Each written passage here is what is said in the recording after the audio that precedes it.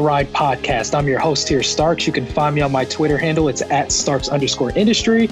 You can also find me on Instagram, One Closing Hero. I'm not here alone this evening, morning, afternoon, wherever you may be in the fantasy world. I have LT the Sage running the wing at the 3 spot. How you doing today, brother? Doing good. Got my, I think the listeners know what's happening here. Got my, if you're listening, I got my Portland jersey on tonight. We got some things we're going to be going into. I am revved and ready to go. All right. So in this particular episode, we're going to touch up on some recent news, but it's mostly about the games that's going on. So with that being said, I'm ready to take people on for a ride. This episode, as I already said, is a person that I want to talk about straight off the bat. Paul George makes his season debut here, and he did well quickly as if he was playing yesterday. I will pass you the ball there. LT, what's your thoughts on that, man? Yeah, so Paul George, man, he is back, and if you have him or if you held on to him, you are happy. You are super happy to see him come back and produce at a high level. It's one of those, it's so funny. People almost forgot that he was, in the beginning of the year that he was on this team. Like the Clippers have been winning without maybe one of their best defenders and one of their best players on the court. And you love to see who. So we were talking about it yesterday. I'll do it real quick rundown. We were talking about it yesterday. Looks like Mo Harkless kept his starting job with Paul George in there. But Mo Harkless kept the starting job. So that is interesting to see. But I will shoot the ball back over to you, man. He's looking good. Yeah, so since we're going to transfer to the game in particular, and he only played 24 minutes this game, but he was already locked and loaded. Mo Harkless probably started because of Kawhi Leonard not playing in that aspect. Sweet Lou got the start too. So this was an interesting game, and we'll talk before we get into this game. I want to just mention before we dive into is your boy signs with Portland. It looks like Carmelo Anthony is a Blazer. What is your thoughts there, LT? All right. You already know I'm going to take the ball and do a little ISO right now. Melo is on the Portland Trailblazers, and this is a good thing. And I'm going to be honest with our listeners. It's a good thing and a bad thing. The bad thing is that we need Carmelo Anthony on our team right now. That is, I can't believe I'm saying that, but that is the bad thing.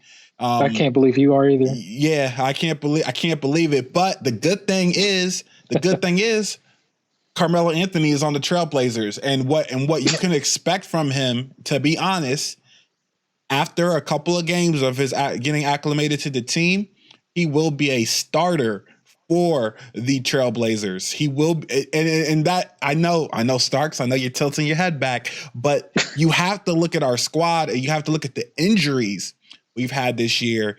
I would never say that if we still had Zach Collins, but with the injury to Zach Collins, Joseph Norfolk being out,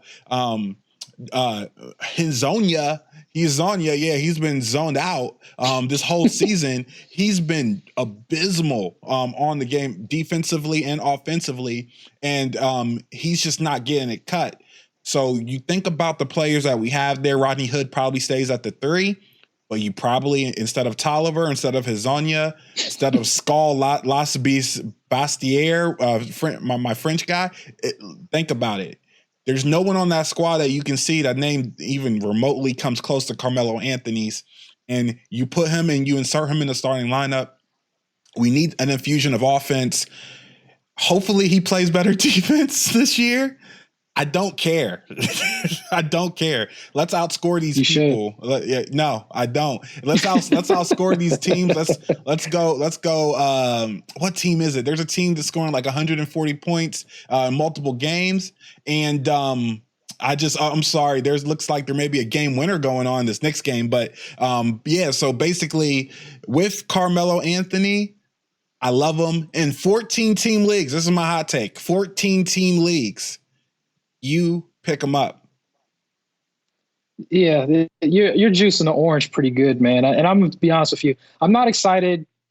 Well, if you're excited, cool, man. I don't think, if anything, this honestly, it doesn't really help the Blazers in per se. Now, they needed a wing. I understand that.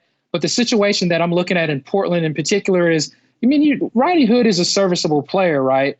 Hezonja hasn't been cutting it. I understand that. But one thing that I look at is, well, is this going to put more of a damper in a dynasty format, or even in a redraft format if you're in a deep league? Nasir Little, and then another guy that I also like in particular is Simmons, Anthony Simmons. So this might hurt their value, right, this year. In a dynasty format, I guess maybe it's not going to hurt them as bad, but in a redraft deep format, it could in that aspect because they were starting to get the minutes to formulate. Now, I understand they're more of the guards, but they could have played small ball in that aspect, right? Carmelo, he's not, I'm going to be honest with you, he's just not really a good player anymore, but he still can hold value. I mean, I wouldn't pick him up in a 10-man league. I wouldn't pick him up in a 12-man league. 14-man league, I don't know.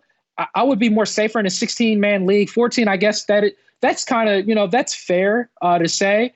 And if he starts, that's definitely valuable, but he's just not the same guy anymore. No. And I just don't expect his field goal percentage to be that high. I think his game has changed. I mean, he's been out of the league for a reason. And I know we want to feel that nostalgia of him, but I can't buy into it. But I mean, he's definitely worth an ad in a deeper league, which I can definitely understand. So, and the thing is, I hope, it just kind of makes me think when he was OKC, you had open shots and he was bricking a lot. So it could happen in Portland for him because there's going to be shots there for him, but is he going to make those shots? And that's what I'm concerned about. His game is not, it's almost a prehistoric dinosaur type of game, and it's not good for the NBA. And we're recording while games are going on. DeAndre Bembry is ejected out of that game. So, but to get off this ISO rain on, Carmelo, I'll say this. I'm happy for the guy to be back in the NBA. I think it still deserves, to be in the NBA. And I think if anybody's seen it, to kind of get off of fantasy real quick, he was like, Stephen A was talking with Stephen A. And, Melo had to humble himself because, as you guys know, he wanted to start all that time. He's like, no, I'm a starter. I'm not coming off the bench, right? But then he humbled himself even, coming onto the show on ESPN and was like, hey, you know what? I'm willing to get off the bench, but nobody's really trying to get me on the team. So good job for him, and hopefully better days to come. But going back to the Clippers game in particular,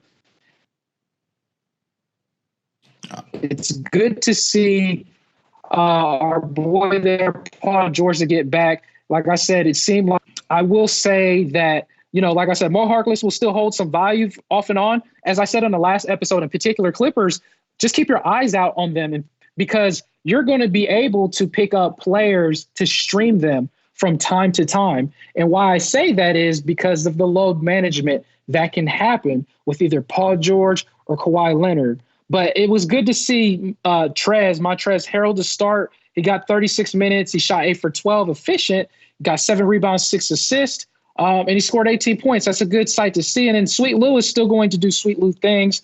Rodney Magruder came off the bench, did well, 36 minutes. He hit some snipes there and he got you 20 points. It's an outlier game, but if you need some, stream snipes, he's there for you. So I will pass you the ball. Terrence Mann started. That's interesting, but I'll pass you the ball, LT, if you want to touch up on anything else on that game, man. Yeah, definitely. The interesting thing about it is that I was just about to say Terrence Mann getting the start in that two guard position.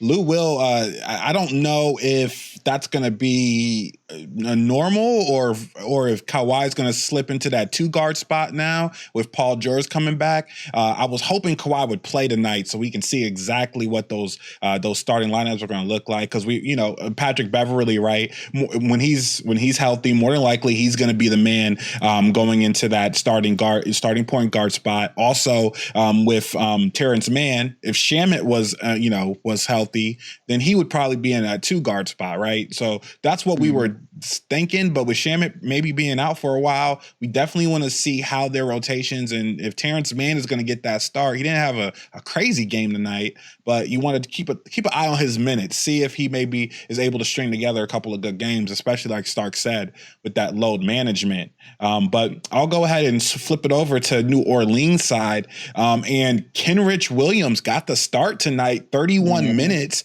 hit 2 snipes, 3 for 6, 10 rebounds, 3 swiping those swipers, and 1 block, 8 points. Now, the points are low. And that's because Kenrich Williams is, and this is the same issue we have with Lauri Markkanen, right? He doesn't seem like a guy that's going to go out there and demand the rock, putting up points. He's one of those guys that are going to get you those 10 rebounds, get you some, open threes, maybe depending on the flow of the game, and get you some stock stats. And with him playing 31 minutes, that is amazing. If you were able to pick him up in certain fantasy circles, depending on, especially deep league, that's great. You want to see him continue that 31 minutes. Brandon Ingram's injury is we still aren't sure his time frame of coming back. They're being very hush-hush with it. So that's something to keep your eyes on. Kenrich looks like a good pickup for the time being. But I know White Knight had a listener question, and he did mention that there is an expiration date on what's Kenrich Williams is doing. So keep that in mind as you continue to scour the free agency. But that's I want to talk on him. I know you have Drew. I think you have Drew in one of the leagues. Yeah. So I'm going to pass the rock over to you, Stark. See how you feel about what Drew did tonight.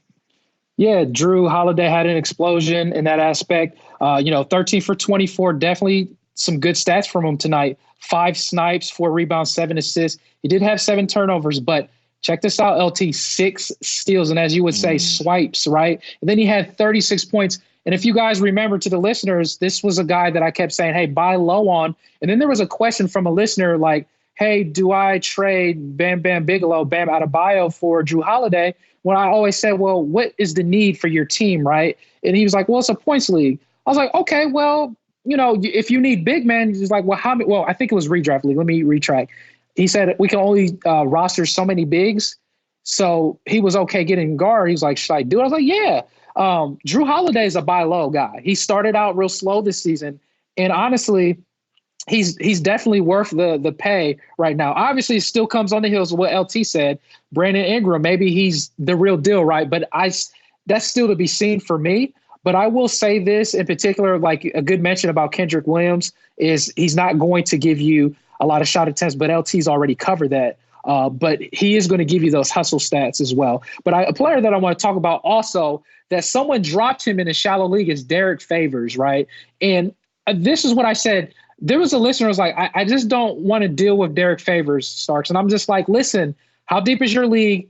It was like, well, maybe like 12, man. I was like, I'm going to be honest with you. I can't do it yet. I understand he started out really poor this season. But the thing is, there's certain players that you have to be patient with, right? But this game in particular, he exploded 9 for 13 with 34 minutes this game, 20 rebounds, 3 assists, and 20 points. And he had, I think, the highest plus rating on the court at plus 13. So this was a good game to see. The only thing that I was always concerned about is, obviously, as you guys know, Pelicans, they run the ball up and down the court quickly. So that is a concern for me in Favors. So I'll say it like this. I like Favors, but if you want to take this and potentially sell high, I could understand that because it's just in the back of my mind, there could be a potential injury with him. But honestly, I still like him as a player and fantasy player. So I will pass you the ball if you want to talk about anybody else in this game in particular on this side here, LT. Yeah, I want to talk about Frank Jackson. He got 22 minutes tonight, and he is one of the reasons they won tonight. Four snipes, 14 shot attempts, 5 rebounds, 2 assists, and 23 points. Is this an outlier game? Maybe. But games like this is what starts the spark, right? Starts that fire. Keep your eyes out for Frank Jackson with all of their injuries. We don't know the time. We really don't know a timetable on a lot of these guys. We have a Josh Hart injury right now. We have a Brandon Ingram.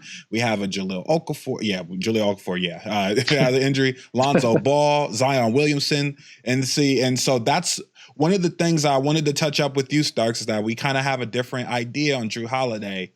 Drew Holiday did kill it tonight, and those are great stats. But this comes off the heel of a very injured team, so I'm not too sure with Drew Holiday when they're at full power, when they have Brandon Ingram. Ingram's taking way more shots this season. When they have Zion Williamson, his averages may get better. But I feel like his pump up the volume stats that you like to see, those 6 swipes might not be available. So and especially when Alonzo Ball handling the ball more. I don't know. So I'm kind of in the middle there, but I would still maybe, especially after this one, think about selling high if you are able to get someone in that top 25 for him after this breakout. Definitely. It all depends on the player, right? So your situation.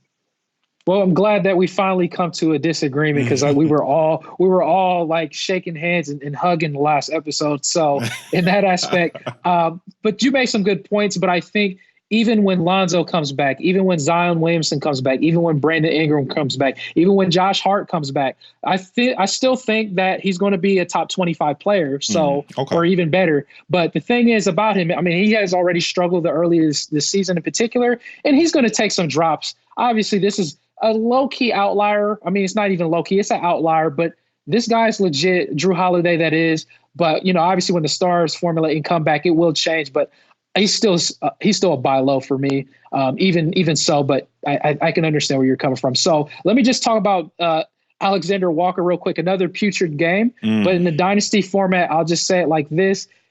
I'm going to poach. I'm still going to reach out to an owner, but I'm not going to be aggressive about it. But if you're in a very deep dynasty league, he's well worth it just because of the name still. And he could potentially change as the season goes on. So we can go ahead and transition to the next game. All right, definitely. So we're going to go ahead and transition. Let's see what game. We're going to go ahead and just go from right to left. We're going to hit this Milwaukee Chicago game. And I only have Greek Freak twice this week, but he's making it count, baby. Just want to look at this points total here. 70.2 points in points leagues. Oh, Greek Freak, you're so beautiful. And what did we say? When we had the White Knight on here a couple nights ago, and we called it. Me and him called it. Greek Freak's gonna have to put on that backpack, that knapsack, that lunch sack, all of the Jan Sport book bags you got. He's gonna have to put all of those on for this team to win. They got to win tonight on his man. He carried them. He also had a little bit of a Robin player in him with Eric Bledsoe. So your boy. I may have gotten a DM from Eric Bledsoe telling me that he told me so recently, that he is not washed up and that he can be efficient. And he showed me, right, 12 for 14. No threes, but 12 for that's crazy. 7 for 8 from the charity, 8 assists. 4 rebounds, 2 swipes, 31 points. Just absolutely going toe-to-toe with Giannis tonight. But I got to touch on these Greek Freak stats. And there's going to be a bad stat in here that you guys that we've been talking about all season long. And that is his free throws. They're not getting better, guys. And so you're almost punting that in category leagues with my man Greek Freak. Just think about if he would have hit all his free throws, he would have had a 47-point game. So you think about that in a little bit, and it makes your head scratch. But he had 35 minutes tonight. 24 shots is where you want to see him at. You want to see him plus 20 shots a game. He was efficient with those. 11 for 20 from the charity. We just talked about that. Awful. But he had 16 rebounds, 4 assists, 3 swipes, and 1 block. So we filled up the stat sheet, 38 points. So you'll take that even with the free throws, even in category leagues. But I'm really interested to see where his free throws, if they get better, so he can get back into that top 5, top 10 area in fantasy circles, because that free throw is killing us in category leagues. What do you think, Starks? Yeah, you touched up on Greek Freak pretty well, and Eric Bledsoe, I know you had to swallow that pill and swallow that milk down pretty whole. But I want to say this. Obviously, we know Chris Middleton is out, and we talked about it in the last couple of episodes. Well, actually, when me, you, and the White Knight was on, about who's going to be inserted in the starting lineup or who's going to get that usage increase. But kind of like what you and Jacob had mentioned, he's going to Greek Freak had to basically carry the load on his back, right? So a guy that I mentioned was Dante DiVincenzo, and I, again, hooked on Phonics guys, but he did get the start there. He didn't really do anything in particular, but he did get you a couple assists and some boring pedestrian stats. But the thing is, if you're in a deep league, he's understandably to be owned just to stream if you want to, nothing special. Sterling Brown was another guy that I mentioned a few episodes ago that is a possible streamer. He had a poor game. He missed all of his shots. And obviously, as you know, LT, I'm always going to talk about this guy every time we come into Milwaukee around that deer hole, right? It's going to be Curious George Hill, right? 28 minutes. He didn't do nothing with it, right? He was inefficient, 1 for 5, 2 rebounds. But, hey, he got you 6 assists, man, and that's handy. You can't just pick that up from the waiver wire, baby. And he got you a steal, right? And look, check this out. He had one of the highest, or if not the highest plus minus. There's no reason. That is ridiculous. That's classic. That's classic Curious George right there, right? Hey, that's a curious stat right there if I've ever seen it. Plus 16.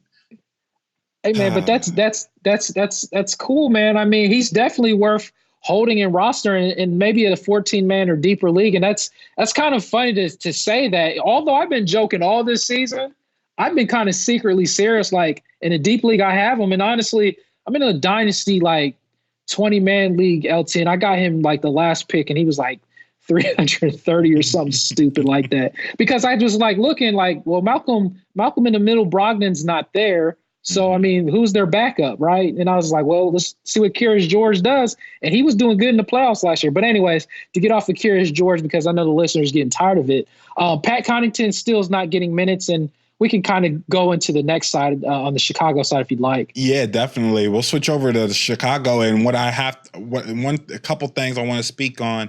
I wish White Knight was here, man. He put out that article on Lauri Markkanen, and man, Marky Mark is not having fun. 2 for 9 from the 5 out of 6 from charity. That's good. 2 snipes. The 2 shots he made tonight were both threes. He cannot buy a basket. Otherwise, 8 rebounds, 1 steal. And again, guys, I don't want to beat a dead horse, but he's just not getting the volume. He's just not putting that volume that he needs in order to be that top, like we were talking about, that top 50 to top 75. He needs to shoot more. You love to see the 8 rebounds. You love to see the 1 swipe, kind of that fall, kind of that fall in stat. But he has the minutes, 31 minutes. He needs to get this to at least 14 to 15 shots a game. But I digress. I'll go ahead and move on to Kobe White. I did want to talk about Kobe Jack Cheese. He is actually he's strung 2 really good games together. Now, this is very inefficient, but you're going to get that with Kobe White. He is the Kyrie Irving-esque type of player with his field goals. But look at this. Look at how many shots he jacked up tonight. Are you kidding me? 23 pump up the volume. And that's 23 shots. And real quick, I just want to give you guys a sage eye look into my guy. Look at that hair. How can you not love this guy? But look at his last 2 games. So the last game he was super efficient, but look at his last 5. 15, 13, 16, 14, 23. You show me those, just the field goals and the attempts, and I think you were talking about Lauri Markkanen, but you're not. You're talking about Kobe White. And eventually he's going to have to play himself into the starting lineup. I don't care what kind of contract you gave Sarantosky or whatever his name is, who had a different Saturansky hooked on phonics, right? Yeah, whatever his name is. He's cool, right? But he's not he's not the future. I don't care what you say. He's not the future. Even though you may have paid him, he'll be an expensive backup because Kobe White is the future, and he's shown that he can get it done on a night-to-night basis the last 5 games. And so I'm going to switch over to you, Stark, to talk about a couple other youngins and people on this team. But I'm very interested in, hopefully you were able to invest in Kobe White in a dynasty format. Yep. So, man, that was some good stuff with good content there. So Chandler Hutchison still continues to start. Nothing to really see there. Wendell Carter Jr. This was unfortunate. This is the type of games he can have. And I know this is why LT kind of feels like odd about Wendell Carter Jr. because it's like, it seems like he's not getting the minutes, or it's like there's empty stats behind him, like 14 points. He had 6 rebounds and he just didn't get any, steals or blocks, right? And within a 20-minute span, and then obviously he only took 7 attempts, right? He made both of his free throws, but we all know what Zach LaVine does. He's a pump up the volume type of guy. Took 20 shots, wasn't inefficient. He did have 7 assists, which was good, with 3 steals and a block, and he had 25 points. So, I mean, Zach LaVine is all right. He's a pretty good player.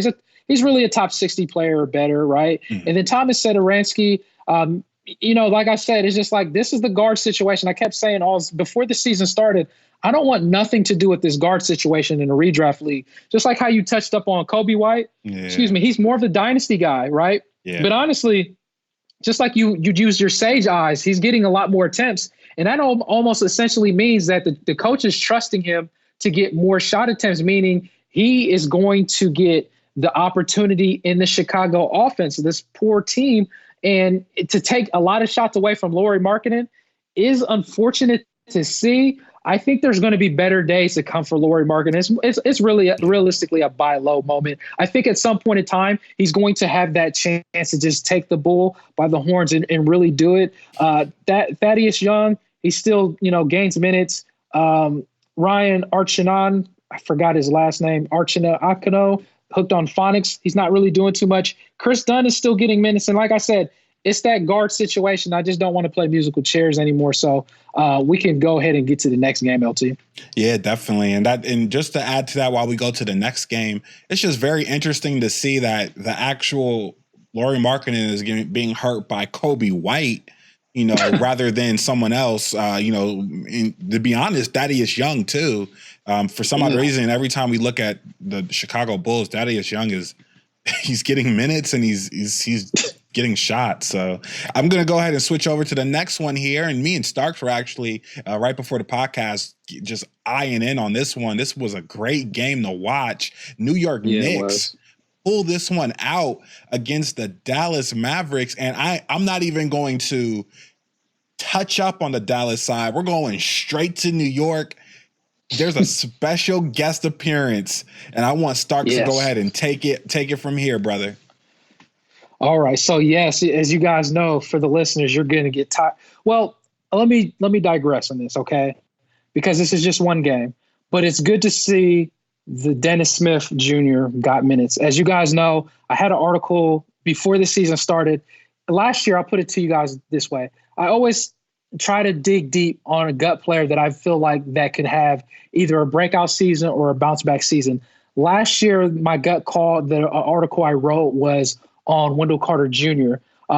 Over the opera system that I created, right? Over the time span that I'm sharing with you guys, listeners, for what I utilize on pretty much calculating players. To go on this ISO real quick is, Wendell Carter Jr., as you guys know, he was doing really sweet last year, and then he just kind of got injured or he started fading at the same time. But anyways, to get back onto this game, Dennis Smith is a guy that I wrote about also on newlifefantasy.com. So you guys check that out. But this game in particular, I was looking at and I'm glad, we were both able to see this game, LT. And when I was first watching DSJ, I'm going to give you this an example. This reminded me of, and this is no player comparison, but this is a comparison of what I was looking at last year. They're two different dynamic players, but let me just put a point out what I'm trying to say. Miles Turner, I got it from all last year, or in the beginning of the year, like, oh man, he's a scrub. He's not good. Sabonis is better than him. Like, I kept hearing it over and over again, even from experts, right? Saying like, Starks, like, you got to get off Miles Turner. Like, he's a scrub, right? And the thing is, Miles Turner, I mean, he's good now. Well, he's back to being good. But I did say this earlier this year, also on this ISO rant. I did say I think Miles Turner is going to regress this year. I did say that, though, to be fair, versus last year. Now, Dennis Smith Jr., it's not looking good right now, right? But this game, if there's a slight hope, it's this game.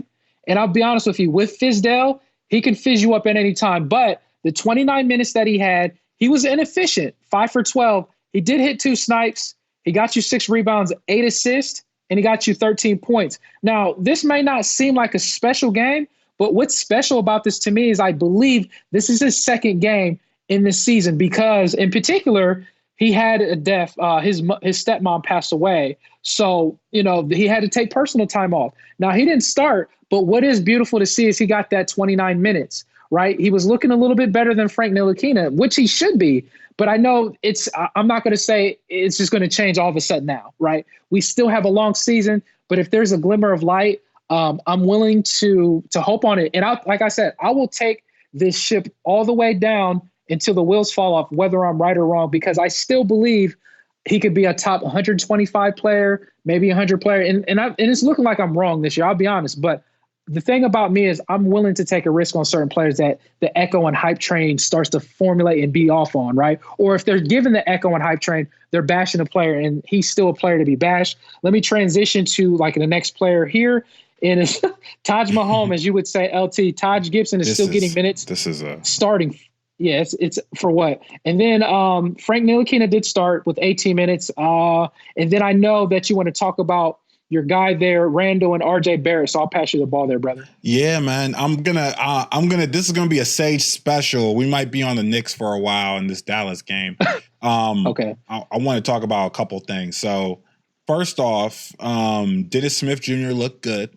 Okay. He looked pretty good out there. He looked like he belonged. So that's first. Hopefully he can continue with those minutes, but I'm getting tired of I wasn't really feeling the fizz pop before, but if I wasn't feeling the fizz pop, I'm feeling it now. I'm getting tired of Fizdale, okay?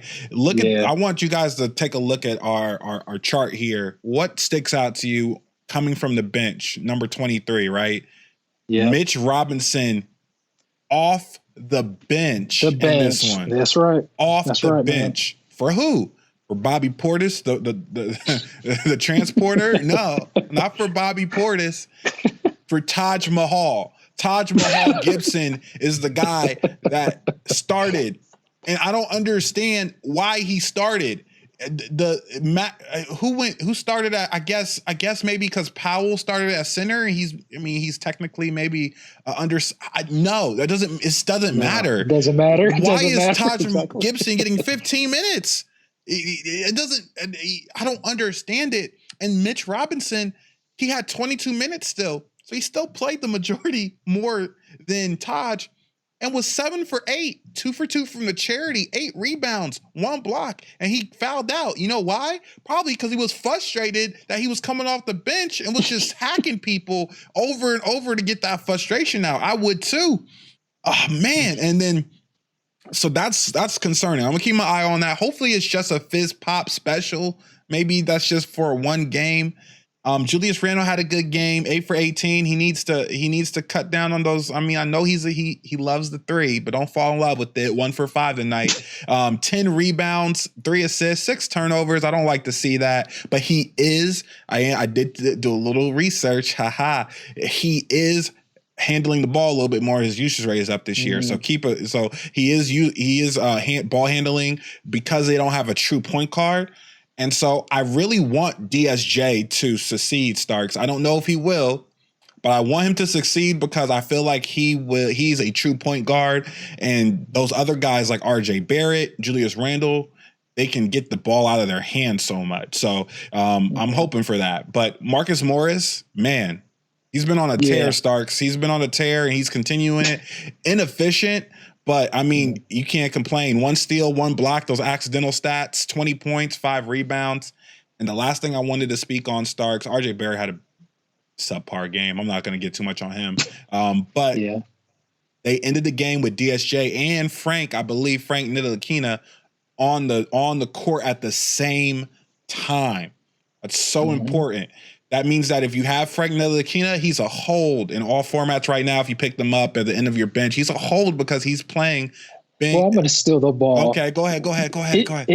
Is it though? Because I mean, this is Fizdale. I'm not saying it's a whole, but like, let's put it in this perspective. Like, although they ended together, is that something we can take because of Fizdale though? You know what I'm saying? Can we really believe these are the players that's going to end the game? It could be a fizz pop, okay? It could be a fizz pop. Could be a special K, right? Could be a special K when you think you're going to get that fizz when you open up the bottle and it's just flat. Think. Yeah, it makes you think. It might be, but so keep your eyes out. You know, we do these podcasts pretty much every night for you guys, so we're going to keep an eye out on that situation. And we'll see. But did you have anybody else you want to touch up on the Knicks side, Starks? Nah, we clean that up. We can get to the Dallas side. All right. I'm going to switch over to the Dallas side with you, brother. Anything you wanted to go over with Dallas? I mean, I think it's the main. Well, I'll go over to maybe the Dynasty format type of guys, and you can aim at the beautiful games of the superstars. So like Tim Hardaway Jr., as we like to call him, Garlic Jr., like a 2.0. There's a couple of Garlic Juniors we'll talk about, but Tim Hardaway Jr. is just like as Jacob would say, a home guy. So he'll give you some points from time to time. He's more of a streaming option. But the player that I want to talk about is DeLon Wright, and he's been a headache for those GMs and owners. And honestly, people were paying a high premium. Well, they bought into the Echo and hype train. And honestly, it's not that I didn't, but I wanted to cut a coupon if I was going to try to get him. A lot of people were reaching around the 60 to 70 range and even top 50 in some redraft formats. I couldn't do it just because it didn't make sense. But what doesn't make sense, he's only getting, 22 minutes this game coming off the bench with 2 assists and 2 steals. Well, he gives you those counting stats though. The 2 steals and the block is handy, and that's what he does. The out of position stats. But I guess I question, like, why aren't they starting him? Because Seth Curry's starting, right? Or you're going to have Dwight Powell and Finney Smith, which is weird, right? But that's where it's at. Maxi Kleber, it's always a hard thing to peg. You're either going to stream him and hope for the best, or if you stream him, he's not going to give you the best. So that's a tough situation. It's almost like Dwight Powell's the same way too in that aspect. So Dwight Powell did all right. He's going to be more of a streaming option. If you have a deep league in particular, he could be rostered, but that's where I'm at. But I'll pass you the ball on the superstars here in this game with Porzingis and Luka there. Definitely. Thanks, brother. We got Dallas, Porzingis, Pringles, my guy, 7 for 17, wasn't efficient. I saw some shots out there that had my head scratching. But he 1 for 5 from the 3. You would expect him to actually hit a couple more threes per game, maybe 2 to 3. So 1 for 5 isn't the greatest, but he still got you 5 for 5 from the charity. He doesn't hurt you really in that aspect. 11 rebounds, 1 steal, and this has been his MO this year, getting those swipes. Getting those swats. 3 blocks tonight, which is great to see. He's continuing that, coming in with those blocks, and really kind of being that defensive cog in the middle for Dallas. So you love to see that. That's just giving him a little bit more value. If you can just get his field goal percentage a little bit better, sky's the limit for Pringles this year. Only 20 points, but that's only because his teammate Luka Doncic, jeez, dude, 35 minutes, 10 for 23, 12 attempts. I got to give him the Harden treatment. What are you doing? Why are you shooting 12 threes out of 23 shots? It means you shot more threes than 2s. Anyways, only hit 3 out of 12 of those. Doing his best Harden impression, 13 attempts at the free throw line, 10 for 13 there, 10 rebounds, 11 assists. That's right, triple-double. In those rare leagues, I know Starks is going to like this one, in those rare leagues where you have double-double and triple-double categories enlisted in there, Luka Doncic is such a valuable piece. I know those are rare, but he's such a valuable piece. He's him, LeBron, those type of players just walking triple doubles. Russell Westbrook value goes up in those leagues as well. And so he gives you 3 steals, 1 block, 33 points. And he, again, going up against Greek Freak for the most in points leagues, he had 70.5 points tonight. So if you had Doncic and Greek Freak, Doncic is looking like a steal where he was drafted at in these leagues. Starks, how do you feel about Doncic exploding this year?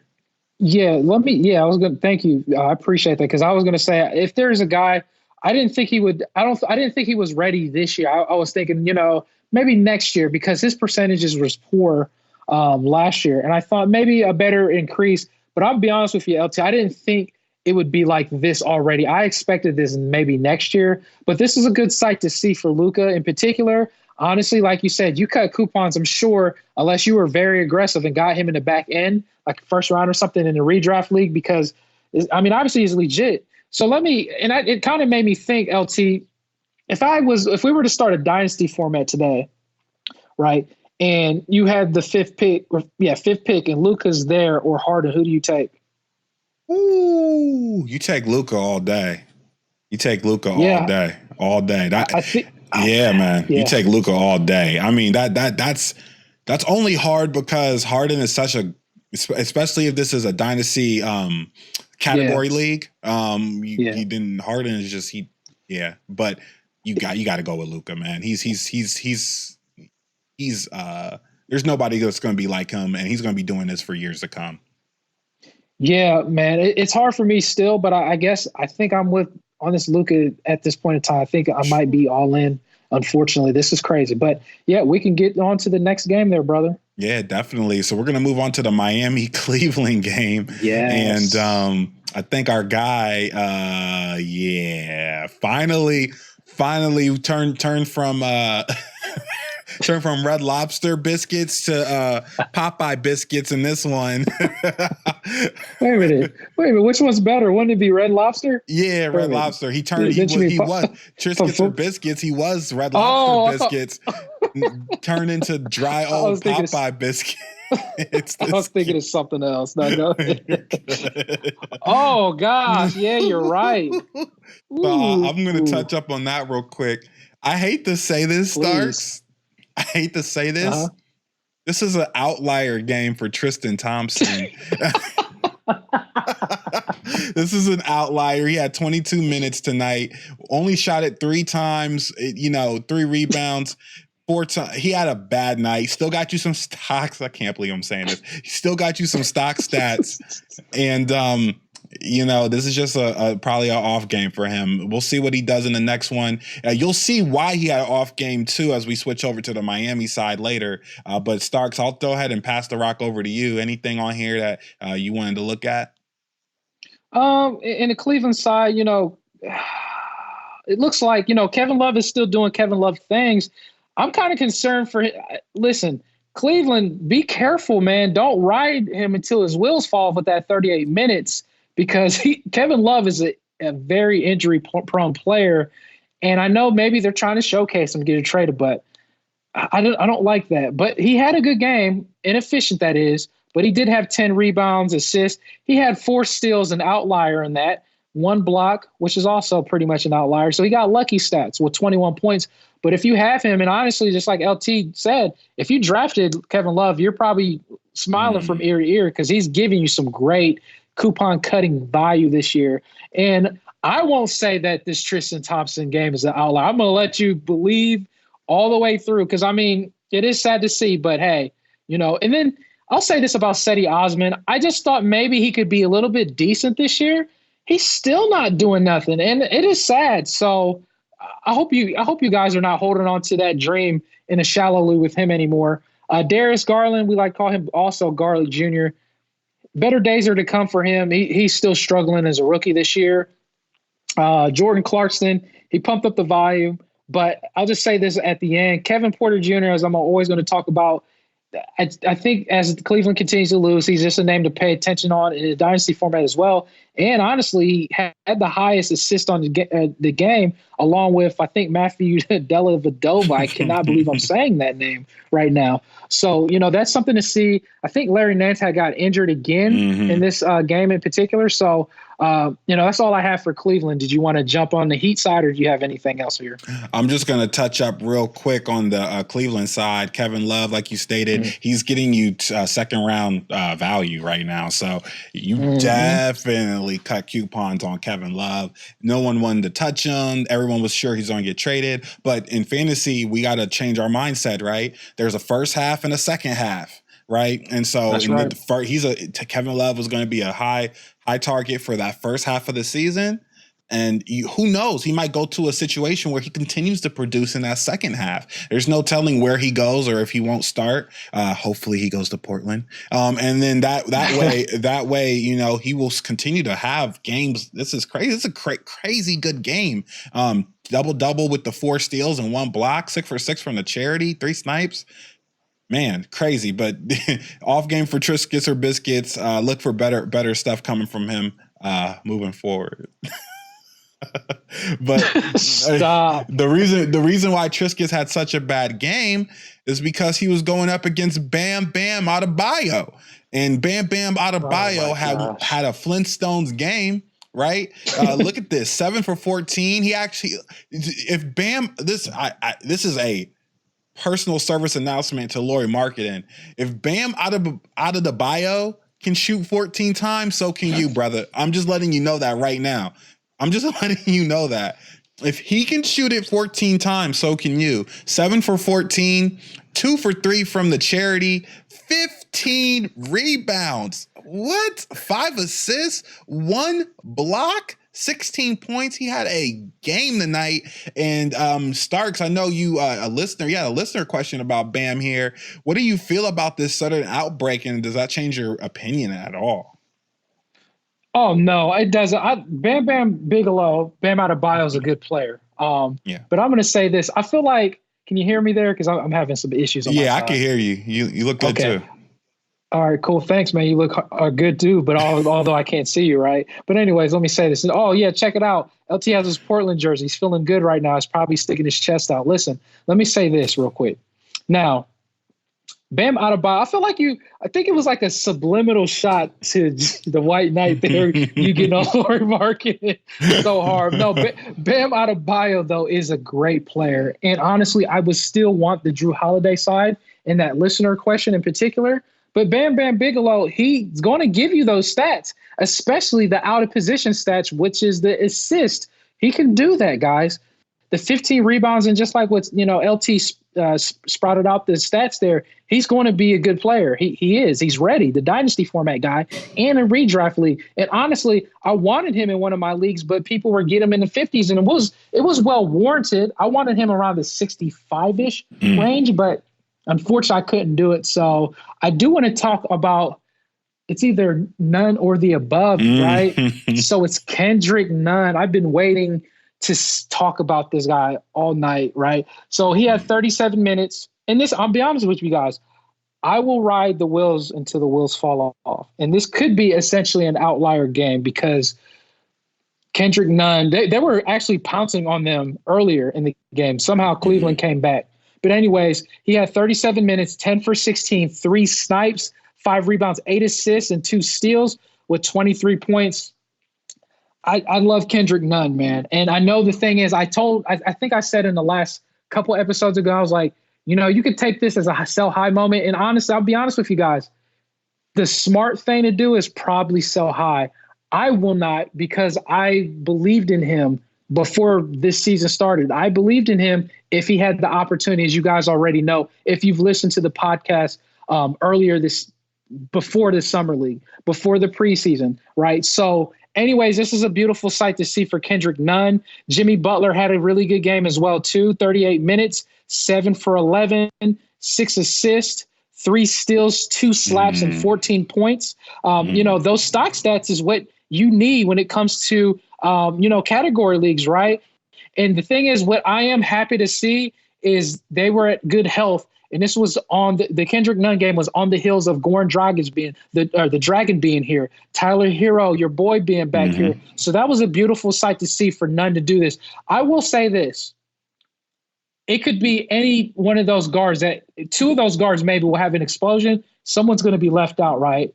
It's going to happen. Or one of them is going to have an explosion, and then 2 of them are just going to just be bottled out, right? It's going to happen, unfortunately. But again, Miami, and they're first right now in the Southeast Division, right? They're 8-3, and that is a beautiful thing to see. Miami, like I was saying before, they don't need Chris Paul. They got the guards there. But I kind of question is this Dion Waiters situation is weird. Like he's getting, that's something that's interesting. But I think it's fair to say, I don't know if you think this, LT, but I don't think Dion Waiters is better than any of those guards as far as Hero, Dragon, or Kendrick Nunn. What's your thoughts on that and the team in particular, man? Not at all. Dion Waiters is you probably already have, but you can cut him. With just the things he's done. I think everyone's heard about his soul plane antics recently. Soul plane antics, but yeah, he's definitely someone that his ability to play on the court has run its course comparative to what his attitude and everything else. He used to be able to at least counteract it because he's always had a pretty bad attitude and, doing stuff to the team dynamic, but it's just his ability to play has caught up with him to those antics. So he's probably not going to play for Miami this year, to be honest with you. I don't see him coming back and really taking minutes from these guys. And I will say this, Starks, and I'm getting into that dynasty kind of flow with you and the White Knight, and especially you with this being the primary thing we talk about. And I would, if I had a dynasty option, I would love to be invested in Nunn and Hero, because you look at this team and you can think in the future, maybe as soon as next year or the end of this year, those two guys are going to be running together in that point guard and shooting guard spots for years to come for Miami. I would love to see that keep going. And Butler played the 3, so he can still be on that team for the next couple of years and be with those two guys and drag. I would love to be invested in those two guys in dynasty formats. Yeah, that's an interesting point that you said, LT, because, in the dynasty format, especially the Dragon is still good, but he's getting older, right? Yeah. And then Jimmy Butler is still, he's at the ceiling.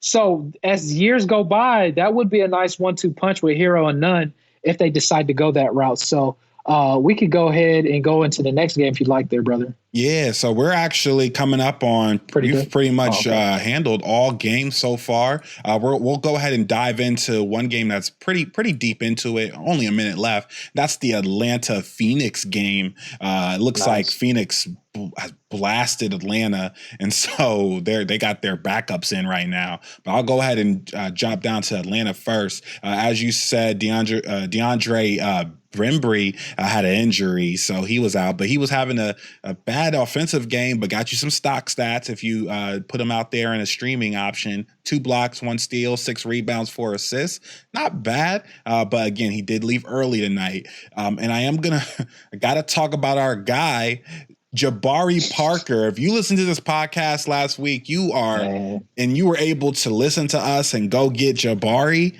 You are just smiling, as I say, smiling from ear to ear, because this guy is putting up some consistently great stats. And it's one of those things now we're like, well, Parsons came back. He didn't play any minutes. So we don't know if he's going to be taken away from that option, or that's going to be an issue. But when John Collins comes back, is he going to do anything here? Probably not. Jabari's probably still going to start. And then you look down here, Kevin Huerter, he's got hurt. Is he going to take away from minutes, or is he going to come off or is he more of a bench guy? I don't see where Jabari Parker's minutes really dissipate from this 31. What do you think, Stark? You think this is around where he can stay at consistently moving forward? No, I think his minutes are going to drop. Okay. Just because John Collins, but I think it's fair to say he's got rotation minutes. I think that's solidified for him. Kevin Huerter, in this game, I think he hurt his shoulder again. Again, but he had a shoulder injury in this game, and I think the report came out that he's going to be out for 2 weeks. This was sad because Huerter was starting to play good finally after the leg injury that he had in particular. But a player that I want to talk about is Alex Lynn's crafters, man. Listen, Lynn, finally, I have him in a dynasty format, but this is, I guess Lewis was right, man. This guy is inconsistent. I wanted to believe, and honestly, for the last few years, it's like I wanted to believe Alex Lynn would have this underrated season. I thought maybe this year, because as you know, Dwayne Dedman, even though he's a dead man this year, right, in Sacramento, Dedman did good in Atlanta last year, right? He was very valuable, right? But now, when they moved him, I was like, all right, cool, sweet. Alex Lynn is going to be in the starting lineup. So maybe he gets the 28 minutes, right? And when he gets that 28 minutes, because Alex Lynn, I don't know if a lot of people knew, last season when the fantasy, if you do fantasy in particular, what I recommend that you don't do fantasy all the way to the end of the regular season, at least stop a week or two before, so that way you can kind of avoid load management. Unfortunately, load management is in front of our face all season, right? But let me just put a preface on this. Alex Lynn, if you keep paying attention at the end of the regular season, even if your fantasy playoffs is done, what Alex Lynn was doing was like almost like a world beater the last couple of games of the season. And that was nothing to just kind of just take lightly. And it's unfortunate now that he's just not that good, right? Because he's not, right? But this game that he had today, definitely a good game. He's 7 for 11. He hit his snipe for a big man, 10 rebounds, assists. He didn't get you any hustle stats like steals or blocks, but he did get you 21 points. So that was a good sight to see. And then on the other side, on the starting line, like, why are you guys starting Damian Jones? Like, I don't understand that. Like, I just don't get it. You got Bruno Fernando. Like, that's another guy. Like, I'm hoping in a dynasty format to get an opportunity and chance because he's the player. Either him or Alex Len, not Damian Jones. Like, I don't get that, right? So DeAndre Hunter had a good game. Pretty decent game, very, very valuable in that aspect. He got 33 minutes. Well, he was inefficient, 5 for 15. He got you, oh my goodness, Lord, 6 steals, 14 points. Listen, I said this season, before this season started.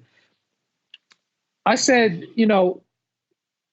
they started talking about him this season. The coach started gushing about him because of the defense that he can, put on the floor. And typically, if a coach gushes over you on your defense alone, then there's a good chance that you're going to be on the floor, right? And although he's been starting out in this season not the best, right? I'll say this: if you're in a shallow league, I would be willing to try to add him in the league now. In a dynasty format, I wouldn't try to buy after this game, right? Because he had 6 steals. But wait till he has another couple of games that it's not good. That's when you're going to try to buy low and poach him off an owner in a dynasty format. So I like Hunter just because of what he could potentially produce. Cam Reddish is another guy that could be okay later on in the future. I don't know. I can't tell you listeners if I don't know like if Hunter or Reddish is going to be better, but I like Hunter's what he could potentially do. So I'll pass you the ball there, LT, if there's anything else you want to talk about on Atlanta side. No, I just wanted to let the listeners know that sometimes we won't touch up on big stars because big stars are going to be big stars, right? Trae Young had a pretty good game. I just want to let y'all know that he only hit 1 snipe tonight. That's his MO, but he was inefficient. But that's Trae Young. Trigger Trey, right? 13, but he got you those 13 assists, 2 steals, 21 points. I mean, it's a pedestrian game for him, but still, this is a low point for him this year, and it still gets you a double-double with some stock stats. So he's just a phenomenal player this year and to own. And I will switch over to the Phoenix Suns side of the ball, and we have a Kelly Oubre Jr. resurgence. We were just talking about this guy the other night. He had an awful game the other night, but he came back 10 for 18 from the field goal percent for field goals, efficient, 2 snipes, 8 for 10 from the charity line, 80%. You'll take it. 7 rebounds, 3 assists, 2 steals. Didn't get you a block, but you don't expect that from him. And 30 points. 30 points tonight. So if you have him in those points formats for specifically, he went off tonight. And Starks, I'm going to pass the rock over to you. Is this a sell high moment? What do you think? In a points league, and I think I'm in agreement with Jacob on this, to probably hold on to him in a points league. I think I'm going to still sell high on him in 9 category leagues. I'll be honest with you, LT. He's definitely been a surprise to me because I faded him in all my leagues. I didn't think of any type of resurgence. I thought it was an outlier last season when he started putting up strong and stringing along some good games. I would try to sell high on him. And let me pass you the ball, and I'll take the ball back. Do you think – would you actually try to buy him or would you sell him? So I would actually try to sell him just like you. In this situation because he had such a great game. If you look at his games before then, they were nowhere near this type of.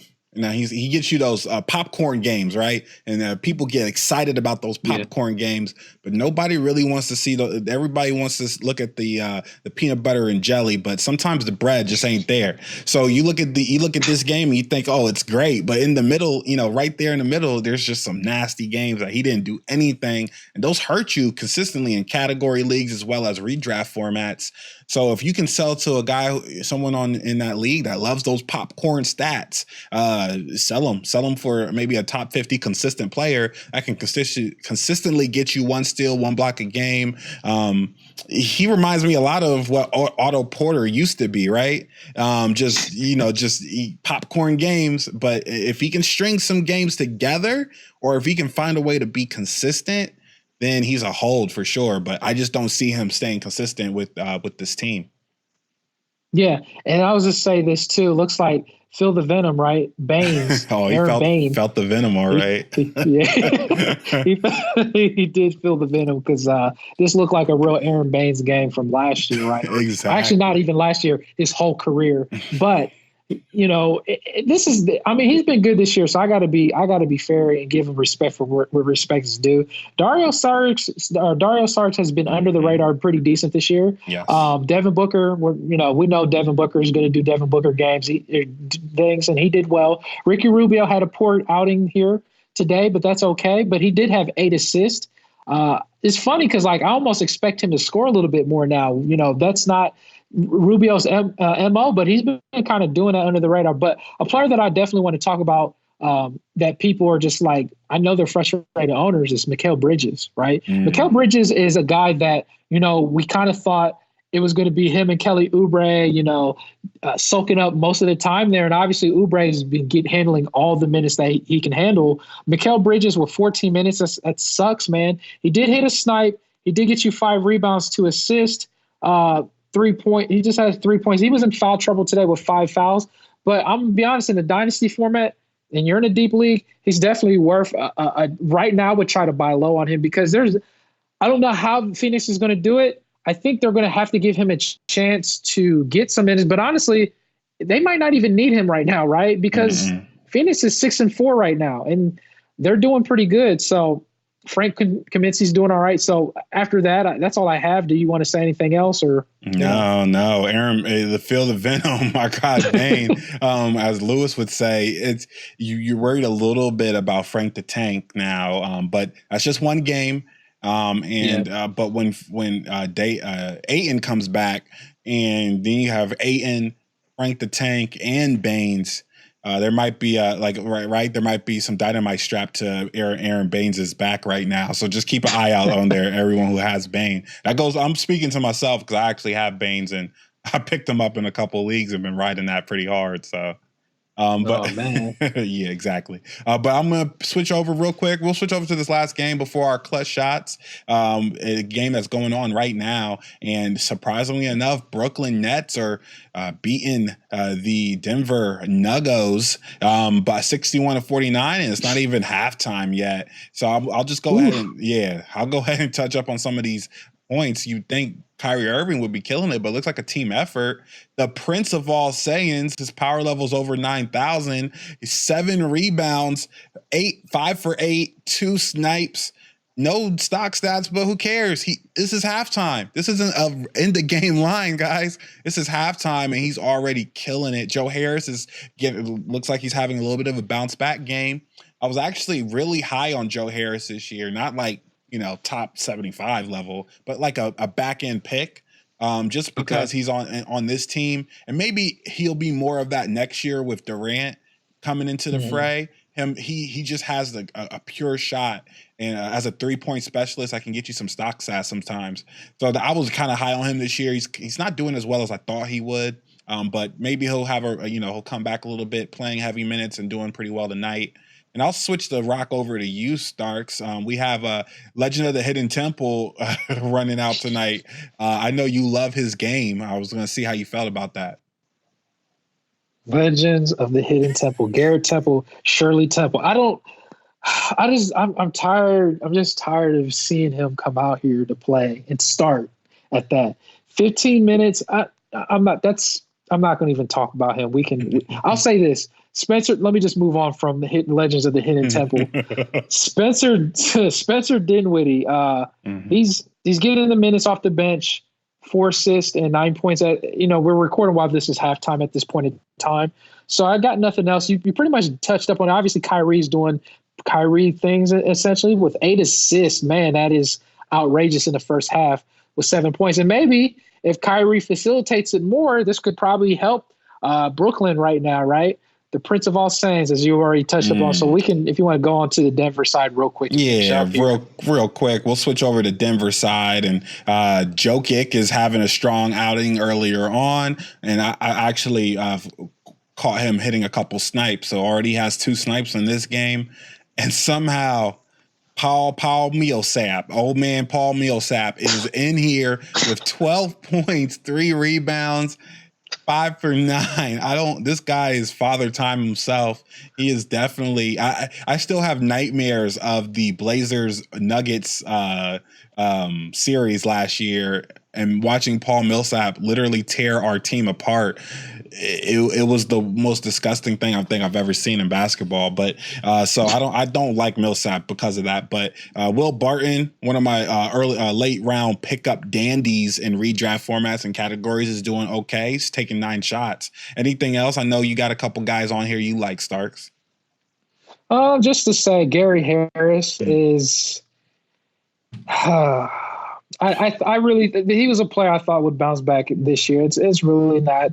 It's not looking like it, right? And then Jamal Murray. Oh, Jamal Murray is inefficient right now. He's missing a lot of shots. He'll be fine. No, that's really it. I think there was Monty Morris was getting more minutes earlier, not this game in particular. But no, that's all I got. We can kind of clutch it up here, man. Yeah, go ahead. I'm ready for the clutch shot. All right, so I will actually pass you the ball there since you're ready for the clutch shot. You got one for the listeners this evening here, LT. I definitely do. My clutch shot, I'm going to have to go back. We're going to go back to the beginning. Carmelo Anthony. I have to talk about it a little bit more. Yeah. I know you guys don't have that. Juice that orange. I'm going to juice that orange. I want to just kind of actually get a fantasy perspective of it as well. So what I think is going to happen, and this is just me talking sage eye, hearing some of the blurbs. I get a lot of clippings from Portland for their team. What I think is going to happen is that I would look out, continue to hold. If you're in 14 team leagues and categories and Dynasty, continue to hold Nasir Little. Okay, calm down. Don't Starks. Don't worry. Yeah, I know you was getting ready for something crazy, right? No, hold Nasir Little, because I think what they're going to do is to offset Carmelo's bad defense is they're going to try to keep Nasir. They may install Nasir Little in that starting lineup, kick Rodney Hood to the bench for that off the bench offense.